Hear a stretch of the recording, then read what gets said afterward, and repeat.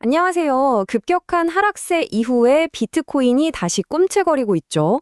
그래서 오늘 이게 진짜 제대로 된 반등의 시작인지 아니면 그냥 잠시 스쳐 지나가는 희망인지 한번 제대로 파헤쳐 보겠습니다.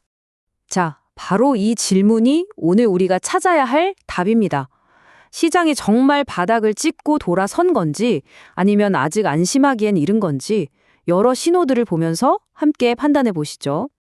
네, 그럼 먼저 긍정적인 이야기부터 시작해 볼까요? 시장에 다시 파란불, 아니죠. 초록불이 쳐지고 있다는 신호들부터 하나씩 짚어보겠습니다. 이 차트 한번 보세요. 과거 시장의 저점을 꽤나 정확하게 짚어냈던 주요 애널리스트들의 의견을 모아놓은 건데요.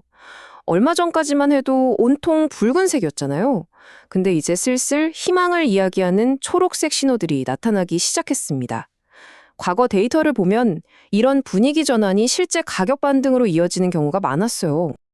자, 다음은 기술적 분석에서 정말 빼놓을 수 없는 지표, 바로 200주 지수 이동 평균선, 줄여서 200주 EMA입니다. 이건 뭐랄까, 비트코인 시장의 거대한 항공모함 같은 거예요. 방향을 바꾸는 데는 오래 걸리지만 한 번 방향을 잡으면 그쪽으로 정말 강력하게 나아가거든요. 장기 추세의 기준선이라고 보시면 됩니다. 그런데 비트코인이 바로 그 중요한 기준선 위로 다시 올라왔습니다. 이게 왜 중요하냐면요. 역사적으로 비트코인이 이 200주 EMA 아래로 떨어졌다가 다시 위로 회복했을 때 단 한 번의 예외도 없이 아주 의미 있는 상승으로 이어졌거든요. 이건 그냥 가벼운 기술적 반등과는 무게감이 다른 신호일 수 있다는 거죠. 기관 투자자들, 그러니까 큰 손들의 움직임도 심상치가 않습니다. 3주 연속으로 암호화폐 폰드에 돈이 들어오고 있어요. 특히 지난주에만 1억 달러가 넘는 돈이 순유입됐습니다. 아시겠지만 기관 자금은 한 번 방향을 정하면 꾸준히 들어오는 경향이 있거든요. 시장에 대한 신뢰가 서서히 회복되고 있다는 증거로 볼 수 있겠죠. 자, 이 날짜 2017년 11월 딱 기억해 두세요. 왜 2017년 11월이냐면요. 바로 그때 이후로 지금 거래소에 있는 비트코인 물량이 가장 적습니다. 이게 무슨 뜻일까요? 사람들이 비트코인을 팔려고 거래소에 두는 게 아니라 장기적으로 보유하려고 개인 지갑으로 빼가고 있다는 거예요. 한마디로 시장에 나올 매도 물량 자체가 계속 줄어들고 있는 일종의 공급 쇼크가 일어나고 있는 거죠. 하지만 너무 좋아하기엔 좀 이릅니다. 이제부터는 찬물을 좀 끼얹어 볼게요. 여전히 시장에 도사리고 있는 위험 신호들을 냉정하게 짚어봐야 합니다. 과거에 진짜 찐바닥이 형성됐을 때와 지금의 가장 결정적인 차이, 바로 거래량입니다. 예전 바닥 구간들을 보면요, 정말 어마어마한 거래량이 터지면서 모든 매물을 소화하고 추세가 확 바뀌었거든요. 근데 지금은요, 반등은 하고 있지만 거래량은 여전히 좀 잠잠한 편이에요. 진짜 바닥은 엄청난 거래량을 동반한다는 점, 이걸 꼭 기억해야 합니다. 이 말이 지금 상황을 정말 잘 보여주는 것 같아요. 비트코인이 이제 더는 혼자만의 세상에 살고 있지 않거든요. 나스닥이나 S&P 500 같은 미국 주식시장과 거의 똑같이 움직이는 모습을 보이고 있습니다. 커플링 현상이 아주 강해졌죠. 그래서 진짜 가장 큰 리스크는 바로 이겁니다. 만약에 주식시장이 어떤 이유로든 무너지기 시작하면 비트코인 내부 사정이 아무리 좋아도 속수무책으로 같이 끌려 내려갈 가능성이 아주 높다는 거죠. 어떻게 보면 비트코인의 운명이 외부에, 특히 주식시장에 달려있는 셈입니다. 자, 그럼 이렇게 복잡한 상황 속에서 우리가 딱 하나의 가격만 봐야 한다면 그게 뭘까요? 애널리스트들은 바로 이 숫자를 지목합니다. 74,100달러요. 최근에 단기 이평선들을 회복한 건 물론 좋은 소식이죠. 하지만 그걸로 이제 상승 시작이다! 라고 말하기는 어려워요.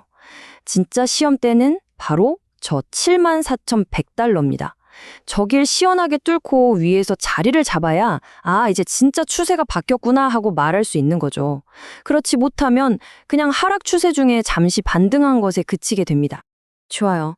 그럼 이제 단기적인 차트 분석에서 한 발짝 물러나서 시장의 판을 움직이는 더 크고 장기적인 흐름에 대해 이야기해 보겠습니다.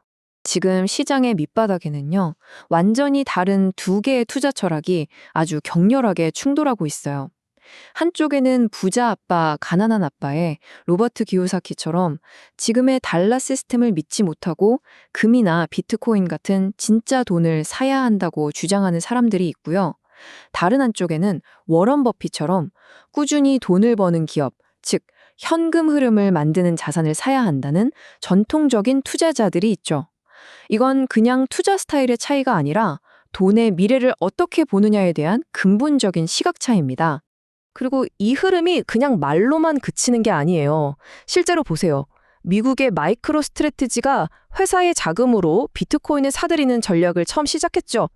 근데 이제 이게 미국만의 이야기가 아닙니다. 최근에 일본의 상장회사인 메타플래닛이 이 전략을 그대로 따라하기 시작했어요. 기업들이 비트코인을 자산으로 편입하는 이 트렌드가 이제 아시아로 그리고 전 세계로 퍼져나가고 있다는 강력한 신호입니다. 자, 지금까지 상승 신호와 하락 신호, 서로 다른 이야기를 하는 증거들을 모두 살펴봤습니다. 이제 이 퍼즐 조각들을 맞춰서 큰 그림을 그려볼 시간입니다. 현재 시장을 한마디로 표현하면 이렇습니다. 팽팽한 줄다리기요. 한쪽에서는 강력한 장기 지지선을 회복했고 공급은 계속 줄고 있고 기관 자금은 들어오고 있다는 이런 펀더멘탈이 꽉 잡아당기고 있고요.